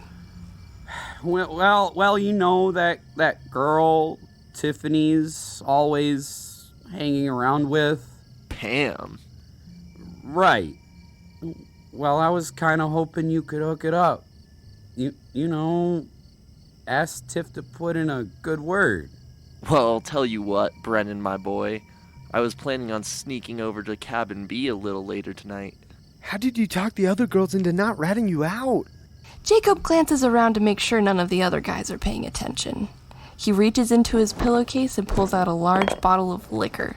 There's no label, but judging by the color, it is either vodka or gin. Holy crap, man! Right? I had to trade my Ontario MK3 for it, but if I get any action tonight, it'll all be worth it. By this time, Arnold has successfully tied Lorenzo up, using one of the old ropes meant to keep the boats from floating off. It's good. That should do it. Arnold bends over and picks up the still unconscious Lorenzo. He walks over to the canoe he placed on the shore and he tosses the man in. Hey, what's the big idea? Arnold ignores Lorenzo. He just puts his foot on the edge of the boat and kicks it off into the water. Oh, I see. You're not man enough to take me out. No, that's not it. You were just unconscious. It's not like I'm gonna get any serial killer cred just for stabbing some passed out guy. But I'm not passed out. So pull me in and let's finish this. Yeah, but I already spent like 20 minutes tying you up, and I had to go find the rope and all that, and it was this whole thing. I don't think so. Serial killers don't leave people tied up. Oh, I'll come back for you. Trust me. It will be brutal. Arnold turns around, running off back to the main part of the campground, leaving Lorenzo to helplessly float away. Wussy! You're such a weak little wuss! Bye! Remember, campers, any camper caught out past curfew will face immediate corporal punishment. Hey, Tiff. It's me, Jacob. Brennan and Ron are with me. Tiffany's bed is right below the window. When she hears Jacob's voice, she pops up to greet him. Hey guys, what took you so long? Starting to think you chickened out. Sorry, we had to talk Brennan into coming with us. You'd think the guy was afraid of facing a firing squad or something. Hey, Pam. Hi, Brennan. Oh, hi, Ron. Hello yourself there, Ron. Pam and Tiffany can't help but laugh at Ron's stupidity when suddenly one of the other girls flips the light switch. The whole cabin is illuminated. What are you guys doing? Didn't Tiffany tell you? Yeah, she said the three of you were bringing some booze by, not sneaking in the window like a couple prowlers and waking us all up. We didn't want to be spotted. There are cameras all over this place. They totally saw you. There's nothing that goes on around here that the big man doesn't know about. Jacob hands the bottle to Tiffany. Well, they already know that the boys are here, then we're already in trouble. So, let's get this party started before it's shut down. Yeah, let's take some shots. Arnold is standing outside of the medical cabin, watching Nurse Gibble sitting at her desk finishing up some paperwork. I am darkness. I am fury. I am the shadow of death, falling upon this place of false joy and merriment. Arnold the melodramatic gets ready for his big move. This one he's practiced. Suddenly, and with a surprisingly high amount of skill, Arnold dives through the window, shattering the glass as he enters the medical cabin. As soon as he hits the ground, Arnold rolls before gracefully jumping back to his feet. The nurse responds to his sudden arrival as you might expect her to. She jumps away from her desk and quickly moves to the far wall, putting her back to it. Oh, what are you? You're not supposed to be here! Arnold smiles. This is what he wants! Finally! A true horror movie kill! He tries to savor the moment as he steps closer and closer. Nurse Gibbles grabs her chest. Arnold stops dead in his tracks. No. Nurse Gibbles falls to one knee. No. She falls to the other knee. No! Finally, the woman falls flat on her face, dead from a sudden heart attack. In the end, this overweight, over 50, chronic arthritis-ridden woman turned out to be stronger than our would-be serial killer. Hey, screw you, man. Are you talking to me? Yeah, I'm sick of all this attitude. Of all the voices in my head, you are by far the judgiest. Hey, I'm just trying to make it clear to the listeners what's going on. Listeners? What listeners? Why, everyone else in your head, silly. Oh, right. Yeah, right. Yeah, those guys do like to listen. So how about we get back to it then? Will you quit giving me such a hard time? No promises. On the other side of camp, under Cabin B, in a secret surveillance bunker, two high-ranking military officials watch the events that have just transpired in the medical cabin. They review the entire tape, from when Arnold enters, the nurse having her heart attack, then Arnold leaving in frustration shortly after. Shame. What? The nurse? I wouldn't feel too bad. She was on her way out anyway. Jeez, Blum. And folks around here say I'm the cold-hearted one. How would you like us to proceed, General? General Shaw takes a moment before hitting a few buttons on the keyboard. The video replays, starting at the moment Arnold enters. After reviewing the tape for a second time, the General turns his attention to an adjacent monitor showing the campers partying above in Cabin B. Sir? Let him run around. I want to see how this all plays out. Do you really think that's wise? Hell. Serves them kids right for disobeying orders in the first place. Bottom line is, if they can't handle the situation, then they shouldn't be here. Am I right? Yes, sir. Arnold is more frustrated than he's been all night. He strolls aimlessly through the campground with a clear chip on his shoulder. He is a man who has no idea where he's going, both literally and figuratively. I do know where I'm going. Oh yeah? Where is that? I'm going back to that first cabin I was watching. I should have hit that place first instead of second-guessing myself. So, you're going after the final girl before you've even claimed your first victim. Well, what about that guy I threw in the canoe? Oh sure, yeah. Let's see how he's doing. I'm so bored. I'm really, really bored. I'm super duper really, really, really bored. Soon I'll be found, and that'll be sweet. Then I'm gonna make that twat kiss my stinky feet. Stinky feet. Man, I'm such a genius. He called you a twat. Arnold? Oh, right. I can't travel with you. Duh. Hey, Arnold, he called you a twat. He's a twat! Oh, wow. How did you make it back to Cabin B so fast? I walked over while you were checking on that other camp counselor jerk. Hey, do you ever find it strange that you can just go off and do your own thing without me being there? Honestly, I try not to think about it. When you're a disembodied extension of someone else's consciousness, that train of thought will send me into an existential crisis. You mean me? What? That train of thought will send me into an existential crisis? Not you. You don't really exist. Remember? See, that's what I'm talking about. Can we just drop it? Sure thing. At that exact moment, the party in Cabin B is in full swing. Come on, shots! Shots! Yeah! Come on! Come on! Oh my gosh, Brennan, there's only one bottle. Not everyone's gonna get a shot. Woo! I'll take a shot. Who's up next? This song! Yo, this is my check this song out. Come dance with me. Any worry about being caught drinking has long passed. Suddenly, thick metal shutters slam all over the windows and the cabin door. Did General Shaw just initiate a lockdown? I think so. Crap. That's when the floor starts to open up, revealing a hidden metal hatch. Soon, that too was moving. A small one-person elevator, about the size of a phone booth, raises up from the hatch until it is fully realized, standing like a monolith in the middle of Cabin B. The man standing in the elevator is none other than General Shaw. Everyone in the cabin immediately stands at attention. Shaw leaves the elevator and begins pacing around the cabin, looking over his flock. I see you've all decided to have a bit of a celebration. May I ask what the occasion is? Sir, I'm the one responsible, sir. Shaw smiles and reaches into his pocket. Is that so, Mr. Alonso? He pulls out a small remote control and presses a button. What seems to be 10,000 volts starts passing through Ron's body. He shakes uncontrollably for a few seconds. As soon as the voltage stops, he falls to the floor. Patches of smoke seep out of him. Sir, you killed him. No, I didn't kill him. The neural taser is set for stun. Shaw looks at the remote in his hand again, only to find that it was actually set to kill. Oh, it looks like I'm gonna have to throw a couple of whoopsie daisies on his grave.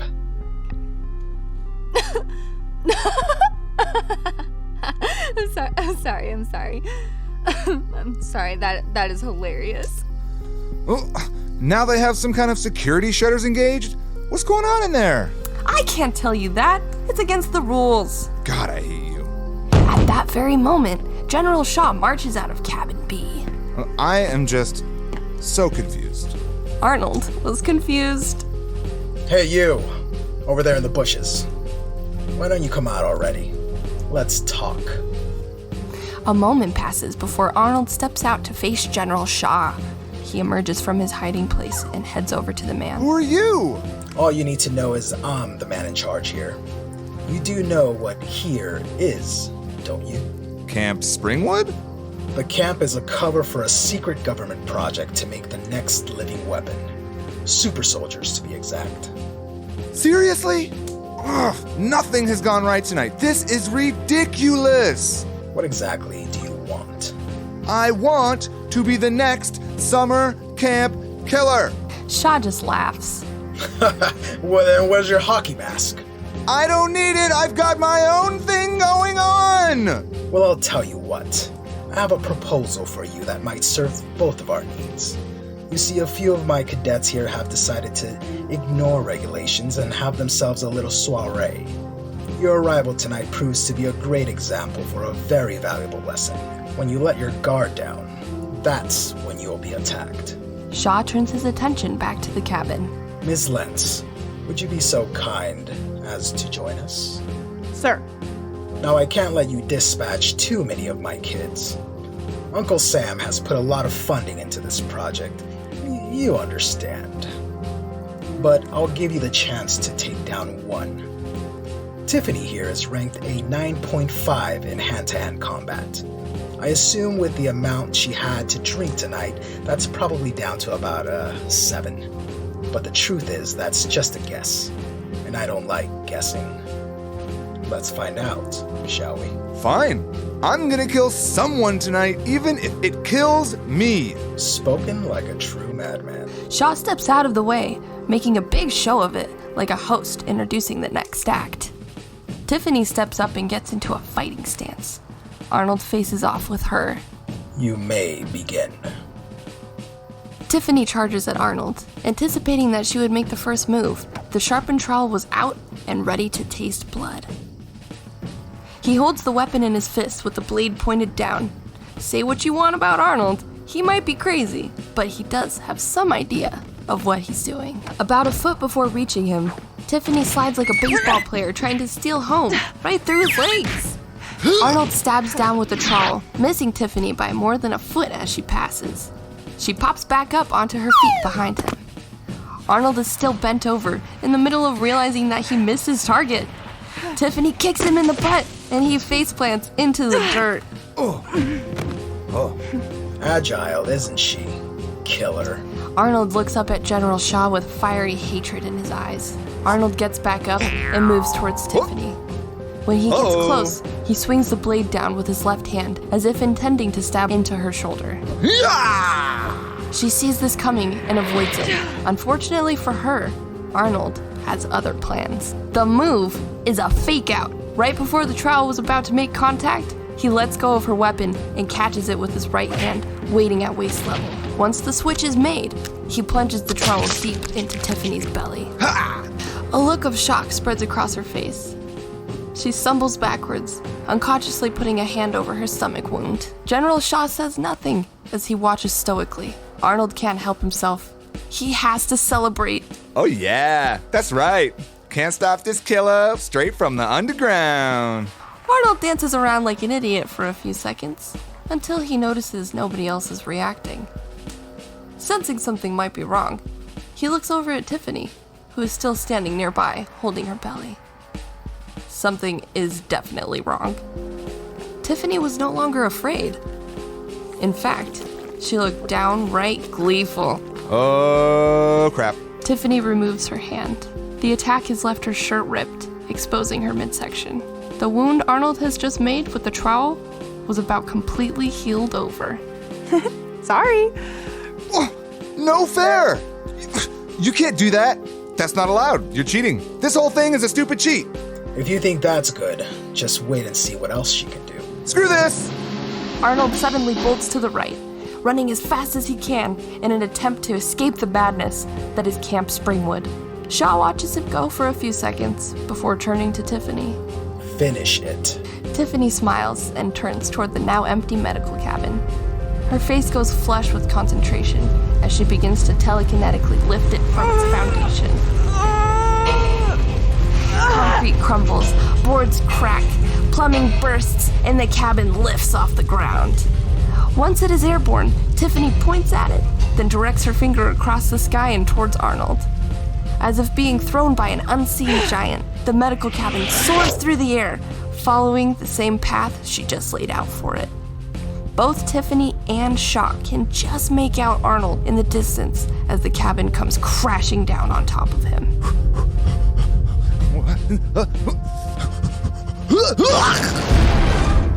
Nice job, soldier. Thank you, sir. Arnold is dead. Although I've heard the brain can stay active for a few minutes after death. Just long enough for me to finish this story. So if anyone out there was gonna question the logic of this point, don't. We covered it. Anyway, while Arnold was being crushed by the cabin, Lorenzo is still tied up floating in his canoe. When he hears the crash, he laughs to himself. Of course, Lorenzo knew what was going on the whole time. He was pretty sure General Shaw would get one of the telepaths to take Arnold out. He was just sad he didn't get to see it up close. Oh, what a fool. That poor guy never saw it coming. Lorenzo goes into a full-on laughing fit. He kicks his legs as he rolls around in hysterics. For the briefest of moments, it looks like Lorenzo is going to be all right. Unfortunately, His final kick managed to knock a hole in the bottom of the canoe. The old rotting wood was no match for the heel of his military-issued combat boot. Oh. Well, this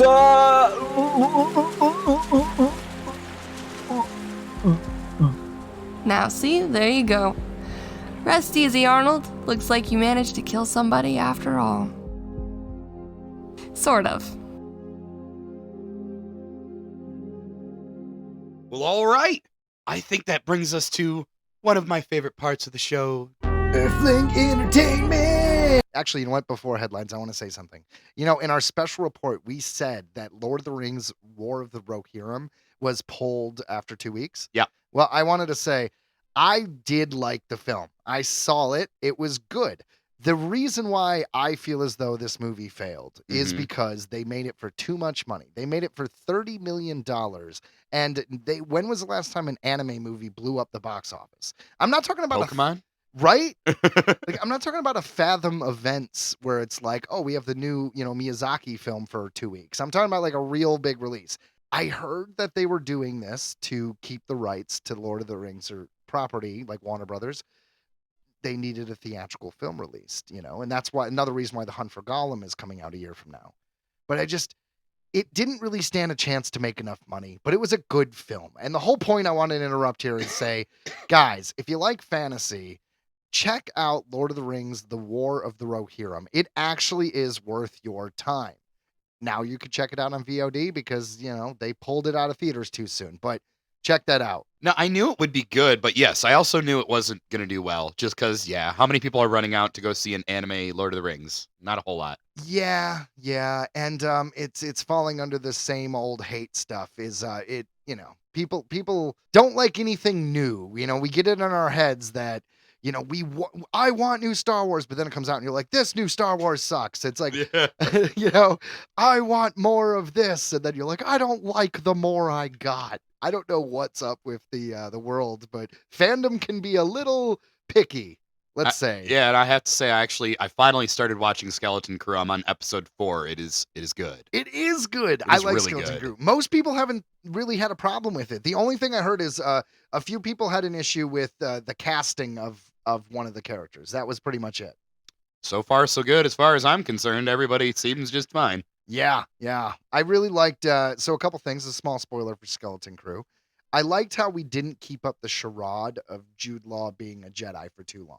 Yeah, because it was obvious. Yes, I liked how it was wrapped up kind of quickly because it made sense that a kid would believe it. But like it was pouring water in a colander, There was holes. Yeah, right off the bat. Just the face he made when he got the key. Like everything was just so, It'd be like, yeah. Well, nostalgia is sometimes what fuels sequels and movies and everything from being made. I guess I'm good, Ryan. We can go into headlines now. Earthling Entertainment headlines. This is one I never saw coming. Something I never thought would come back would be headline number 1, which is live action Totally Spies TV show series from Will Ferrell headed to Amazon. Yeah, the Will Ferrell is the weird part of that this. That threw me way off. That's why I had to stop for a second. I'm like, wait a minute, what? Yep, Will Ferrell, bud. This comes to us from thenerdist.com. Just Nerdist. Where'd the come from? Nerdist.com. All right, back on track. Fuck you. No, it's totally cool news. A live-action Totally Spies TV series is in the works at Amazon, and Will Ferrell will serve as an executive producer on the show. The series will be brought to life in collaboration with Banijay Kids and Family, which I assume is a production company who did the original cartoon. Yeah. That makes sense. Yeah. It came out when we were like middle school, high school, and I was aware of it, but I never watched it because it's obviously for girls. Right. It was a girl show mostly. Well, I mean, Totally Spies. It was like Charlie's Angels, except they went to school and they were kids, right? Right. Yeah. Like I said, I didn't see it. I don't mean to diminish the show, but yeah. Continue. The spies were a big thing back then. Totally.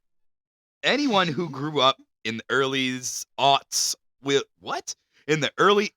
will, of course.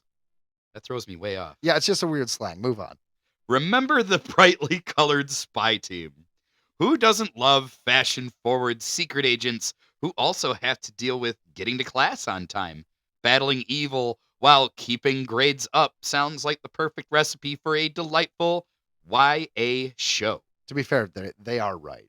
Described as a YA adaptation of the long-running Ben J. Kids animated show of the same name, the new Totally Spies will follow iconic best friends Clover, Alex, and Sam as they navigate saving the world as international spies while trying to survive the ups and downs of first-year college life.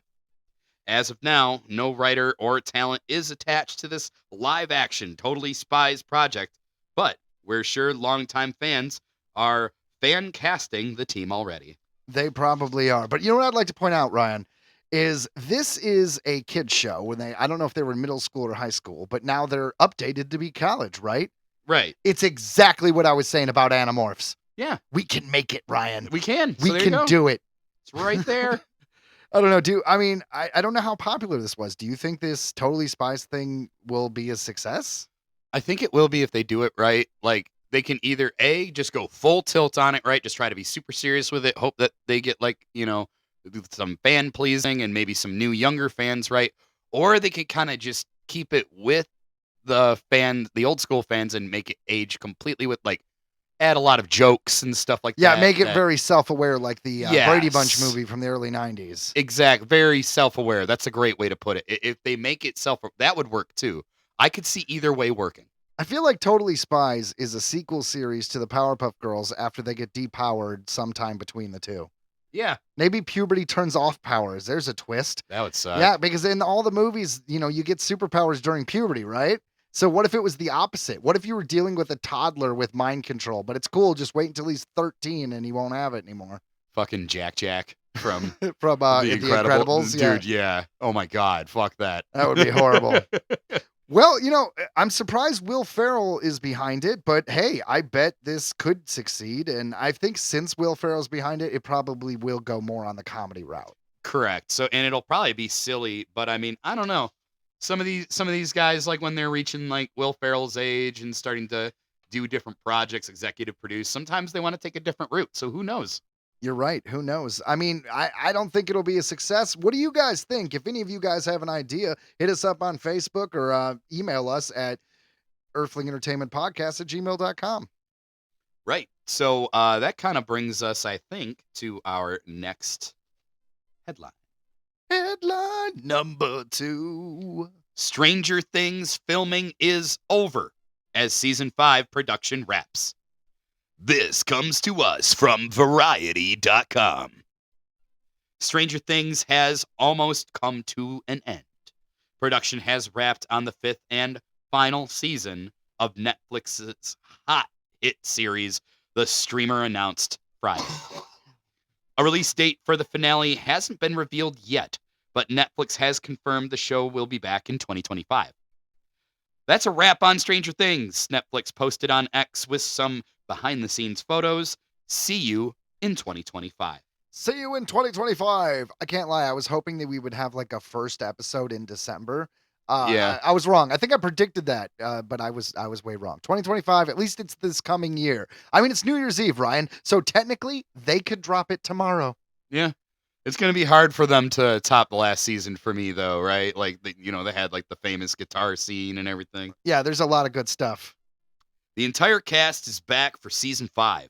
Plus, Terminator star Linda Hamilton is also joining the cast in a mysterious role. Makes sense because Sarah Connor, man. That's right. Season 4 premiered back in summer of 2022 in 2 parts, released separately in May and July. The episodes were supersized, all over 60 minutes. And the final episode of part 2 was more than 2 hours long. I forgot it was that big. Yeah, it was a movie. It ended with an all-out battle against the new evil Vecna and the Demogorgons in the Upside Down, where the beloved newcomer Eddie Munson, played by Joseph Quinn, sacrificed himself to save the gang with a miraculous guitar performance. It was such a good scene, man. And he actually learned, like, he wasn't playing it. You're not hearing him play when you listen to it, but he said he meticulously practice that song. So when you watch him, he is playing it. You're not hearing him. Yeah. but It's he's not doing him it. playing in the audio, but it's him playing on the visual. Like, he knows the song. Like, yeah.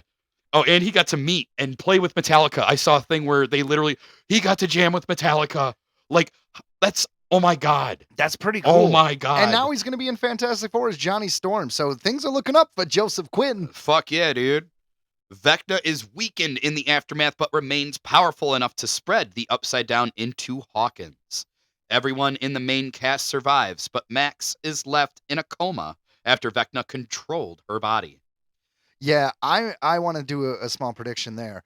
I think she's going to stay in the coma for the rest of the show. Like, that's her life now. But I think she's going to be like we're astro projecting into the Upside Down kind of thing. Yep. Do you see what I'm saying? And I could see, I thought she was going to just miraculously have powers. I don't know why. I felt like she was just going to all of a sudden get powers. Well, if she's kind of, being, Star Wars, The Last Jedi, how the whole last battle, Luke wasn't actually there. Right. That's kind of what I'm thinking, right? So I can see if that. that's the situation, then maybe there is powers going to be involved. Right, but just different. Not the same as Elle. Oh, no. Yeah. One can only speculate where things will go from here, although Sadie Sink has hinted that her character won't miraculously be healed from her injuries in Season 4.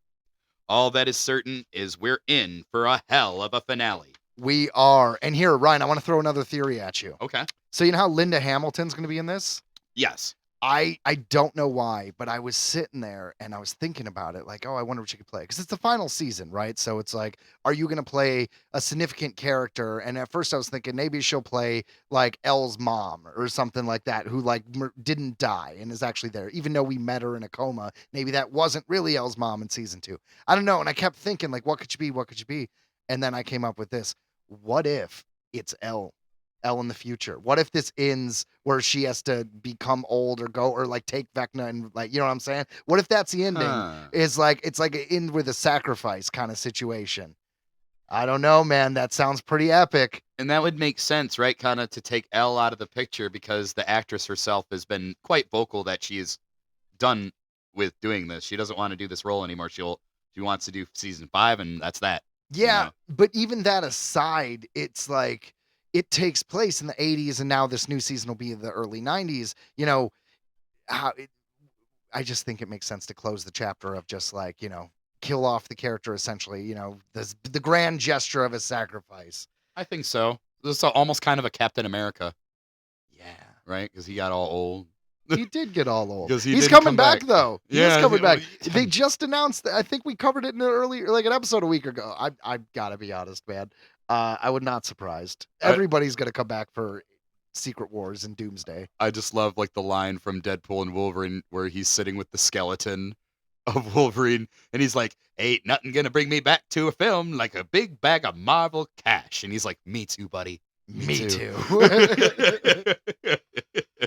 Oh boy. Well, so speaking of trying to make more money off of an old thing here. Yay! Our final headline of the day. I don't know what to tell you guys. Not much happens between Christmas and New Year's Eve. New Power Rangers movie reportedly in development. And it's a complete reboot. Complete. This comes to us from comicbook.com. It wasn't all that long ago that Power Rangers was on the verge of an interconnected franchise that spanned film and TV, which Hasbro was developing with Netflix and Paramount. Unfortunately, after quite a while with not much in the way of news, that franchise reboot never materialized.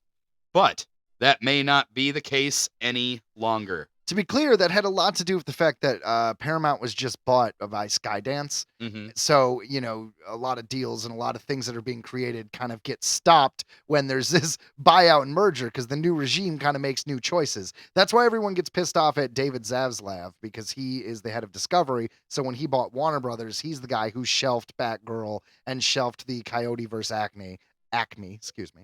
I'm sure he versed Acne too. But yeah. It's kind of the same situation. So they were going to do this big connected universe and just things didn't pan out. So much like the DCU, we're getting rebooted. Yeah, well, go Power Rangers. Ay, ay, ay, ay, ay. Hang on, Zordon. I got to be honest, that is my childhood. You know when that came out? I think it was 92 when the first Power Rangers came out.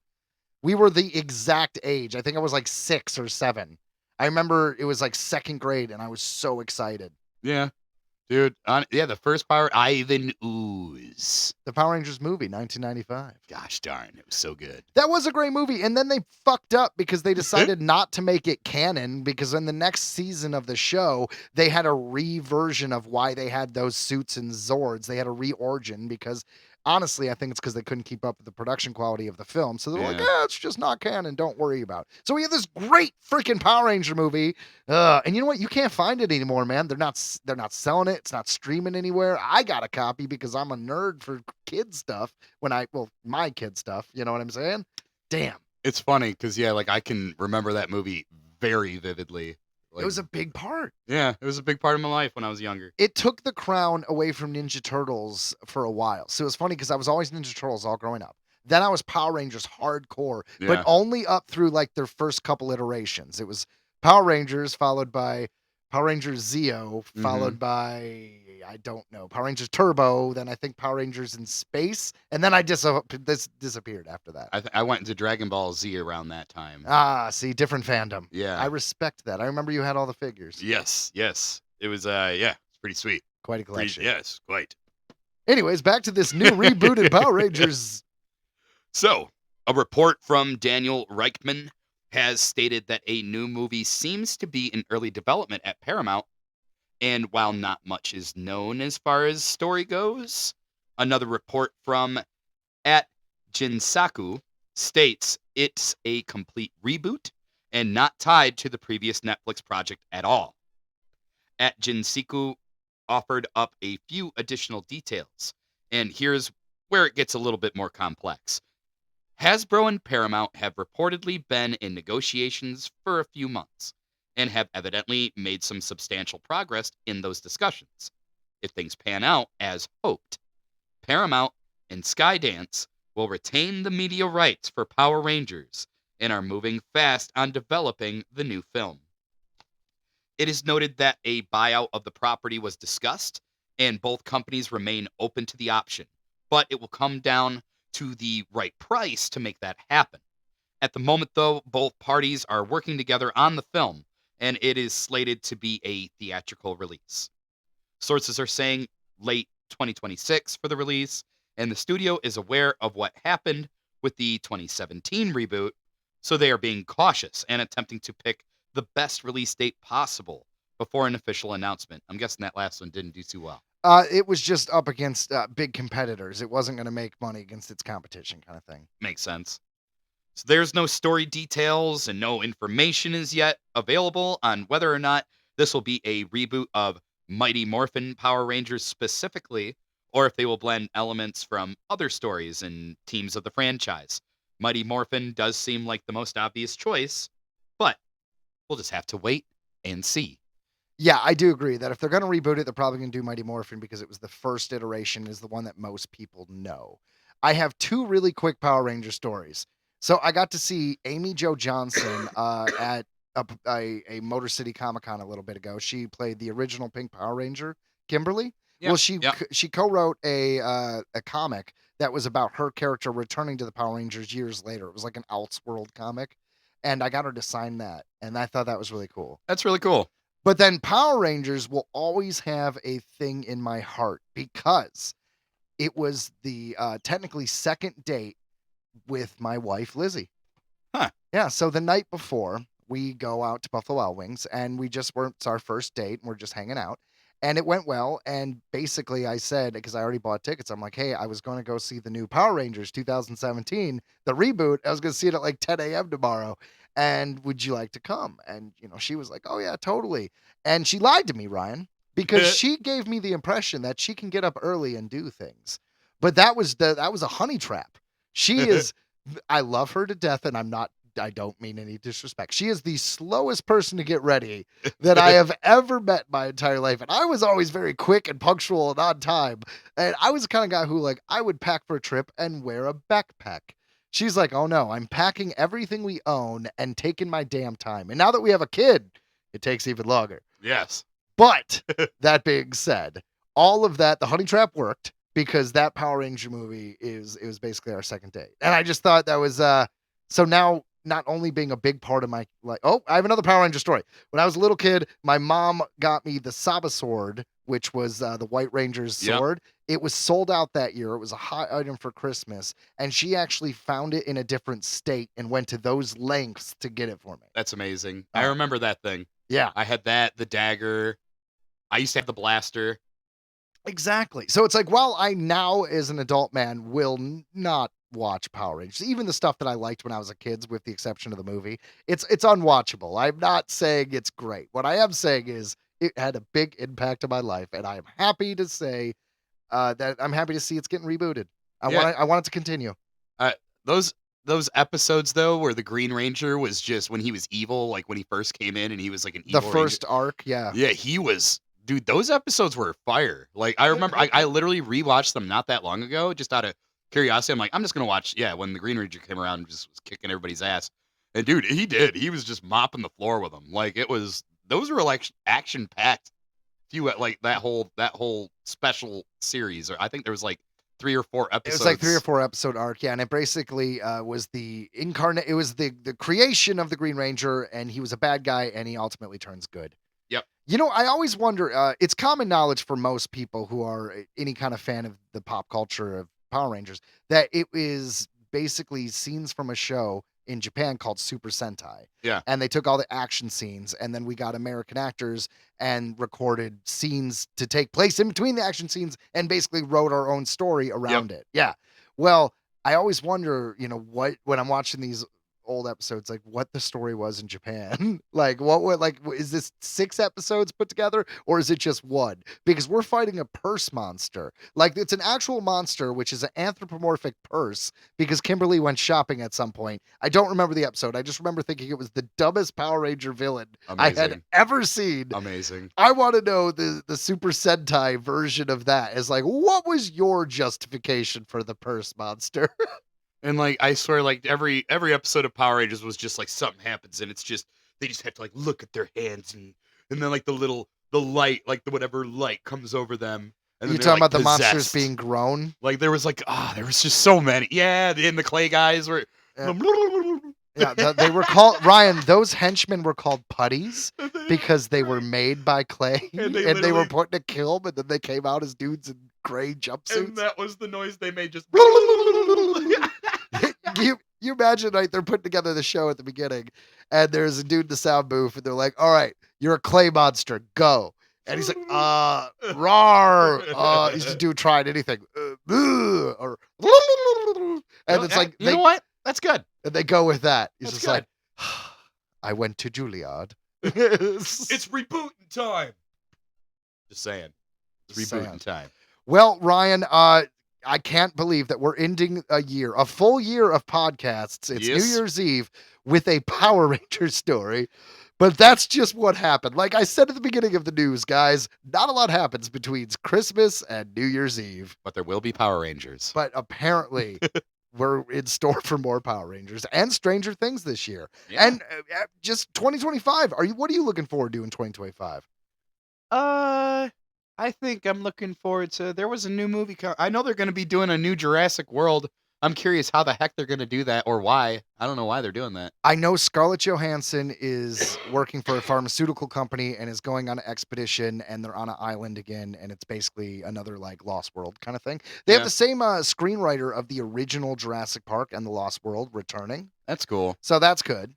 Well, I mean, that'll be good then. I mean, I'm looking forward to that. I always like a good dinosaur movie.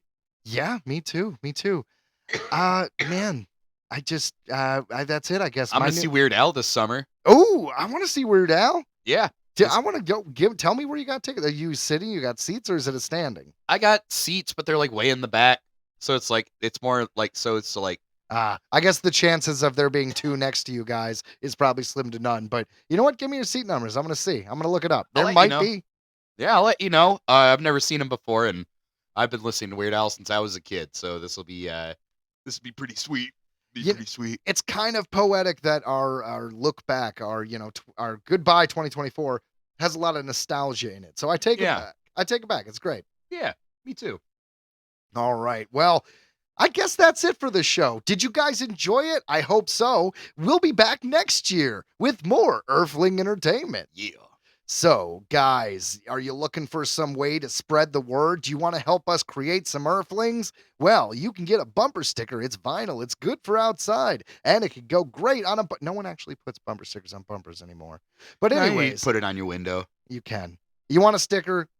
Email us at earthlingentertainmentpodcast@gmail.com. Yeah. Or you can hit us up on our Facebook. Your mission, listeners, should you choose to accept it, is to share this podcast with a loved one, with a coworker, with a friend, with a fellow Earthling. Share us, please. Spread the word, download the episode, and thank you guys again for listening, and Happy New Year to you guys. Hope you had a great holiday. We appreciate you guys. This show is a lot of fun to do, and we love hearing from everyone who listens. So one more time, thank you, and happiest New Year to everybody. To everyone. And I second to download the episodes. It's the best way to support this show. So from everyone here at Earthling Entertainment, see you next year. See you next year, indeed. Ha ha. Bye. 2024, bitches.